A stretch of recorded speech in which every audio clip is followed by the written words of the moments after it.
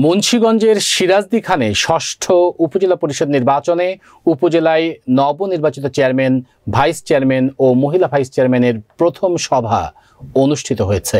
শ্রীনগর প্রতিনিধি কাইয়ুম মাইজ ভান্ডারীর প্রতিবেদন দেখুন বিস্তারিত। সোমবার বেলা 11:30টায় উপজেলা পরিষদ মিলনায়তনে এই সভা অনুষ্ঠিত হয়। সিরাজদিখান উপজেলা পরিষদের নবনির্বাচিত চেয়ারম্যান আওলাদ হোসেন মৃধার সভাপতিত্বে সভায় প্রধান অতিথি হিসেবে বক্তব্য রাখেন মুন্সিগঞ্জ 1 আসনের সংসদ সদস্য ও সিরাজদিখান উপজেলা পরিষদের উপদেষ্টা আলহাজ মহিউদ্দিন আহমেদ।